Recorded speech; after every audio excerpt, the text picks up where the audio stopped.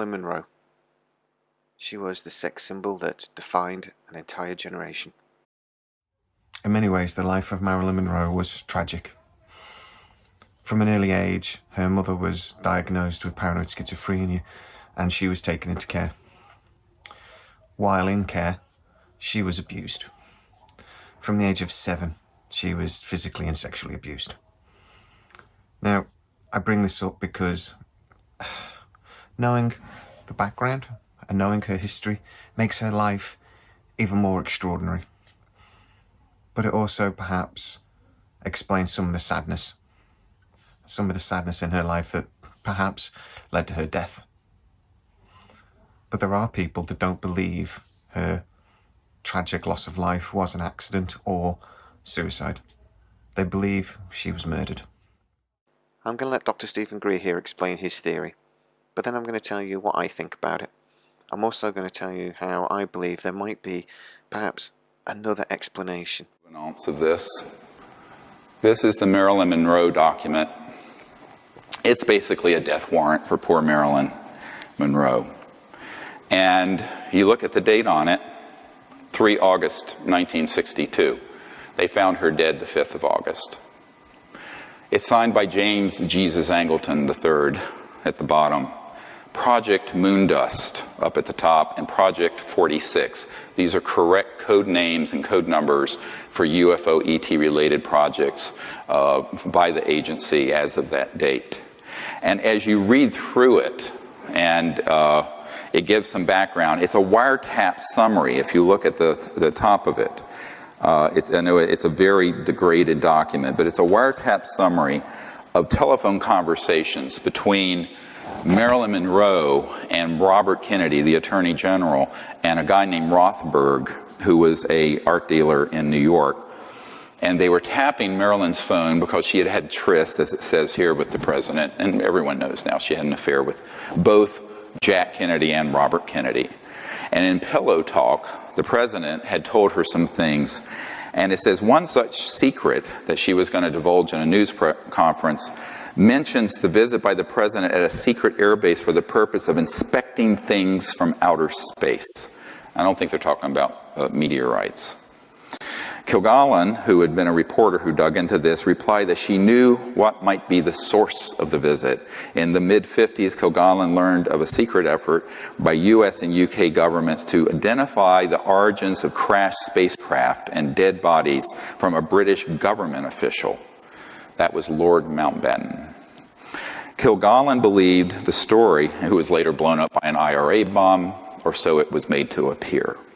Kilgallen believed the story may have come from the New Mexico crash in the late 40s, clear reference to the Roswell event.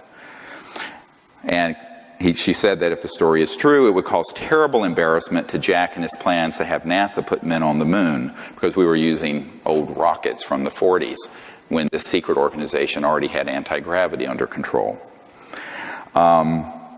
The subject repeatedly called the Attorney General and complained about the way she was being ignored by the President. The subject threatened to hold a press conference and would tell all, underline in the original document. That's not my underlining. The subject made references to bases in Cuba and knew of the President's plan to kill Castro. And number 5, the subject made references to her diary of secrets and what the newspapers would do with such disclosures. 2 days later, she's found dead. Now, this document, how did I get it? It's top secret, and it has not been declassified, and it is authentic. A man whose family helped found the National Security Agency, NSA, was so supportive of what the work I was doing that he appeared one day with this document. And it was a huge, one of those old Xerox from a big, government Xerox machine. The original I have in my vault is quite impressive. And he says, you need to know the kinds of things. I think he was not trying to scare me off, but he was wanting me to know the kinds of things that have been done to people who tell these kind of secrets.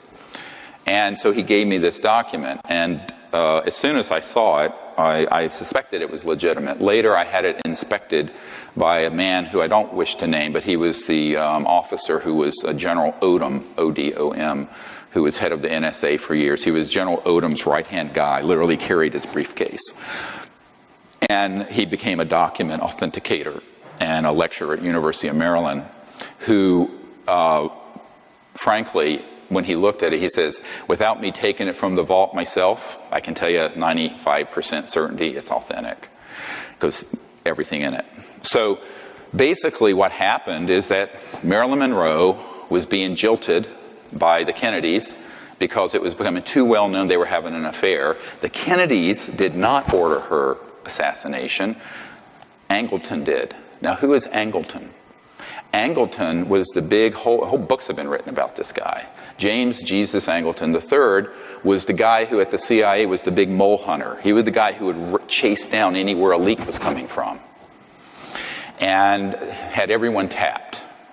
And he realized that she was about to light this up and hold a press conference to talk about the ET bodies from outer space and all these secrets that Jack Kennedy had told her just out of spite. She was just furious that they had sort of pushed her out of the inner circle.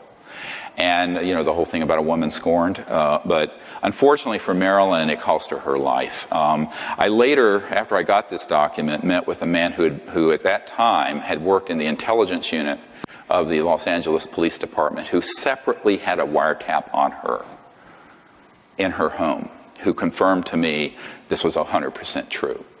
Now, I don't know how many of you know a guy named Burl Ives, who's a actor and singer, and everyone thinks he was like Frosty the Snowman, but he was actually a very accomplished actor and folk singer, and very good friends with Marilyn Monroe, Elizabeth Taylor, people like that. And he was on my executive committee for a number of years, and by the time he was involved, I had that document, and I went to visit him. They had moved from Montecito and Santa Barbara up to Anacortes, Washington.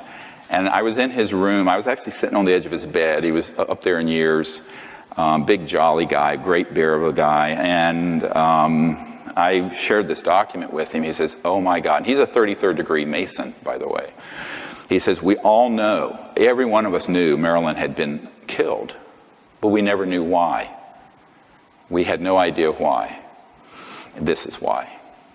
This is the... So if you believe this theory, you really have to take a lot of it on faith.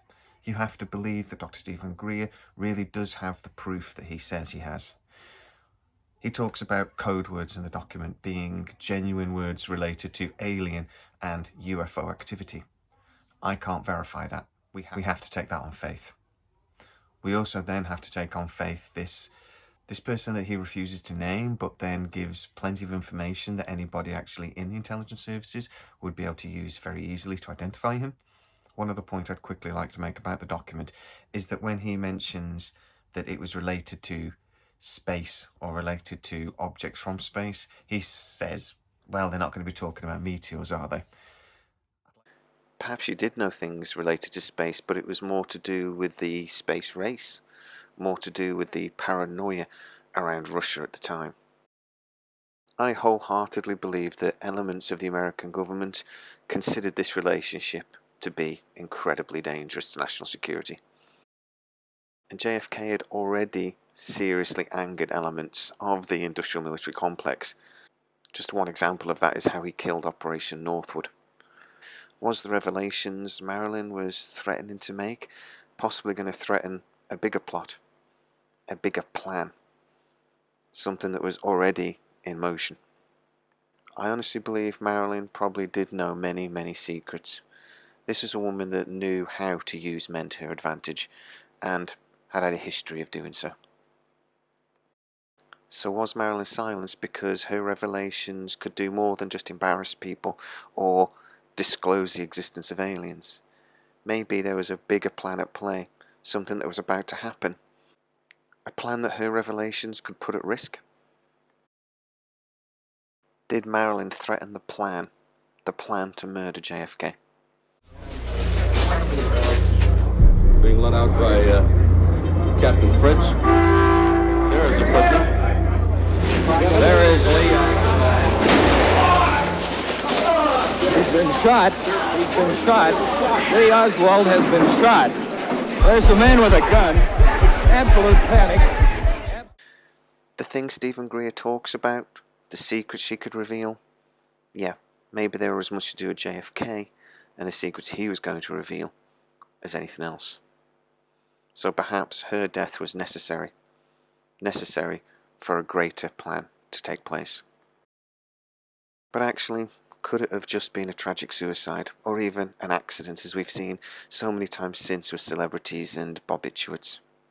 Well, she had a very sad life. Like I said, abused almost all of it.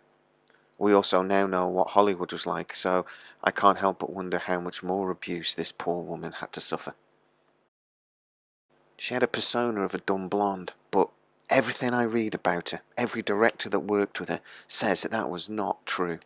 That this was an ambitious, driven, and talented woman. Knowing her history and knowing what Hollywood is like just makes her career even more incredible. And I have to say, I am in awe of her.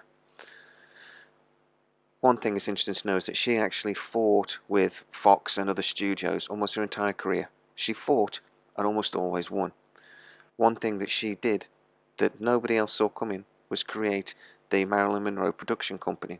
This was to give her more power and more control over the movies that were being made. It was an action that was mocked at the time, but led to really the collapse of the ultimate power of the studios. What do I think? I think Dr. Stephen Greer's document might be genuine. I absolutely believe she would have been monitored by the FBI. That was the culture at the time. And I absolutely believe she knew things that people in power would not want to come out. So, was she murdered? Very possibly. However, I don't completely agree with Dr. Stephen Greer's conclusion. Was this a death warrant for poor Marilyn? Possibly. Was it anything to do with aliens? Possibly not.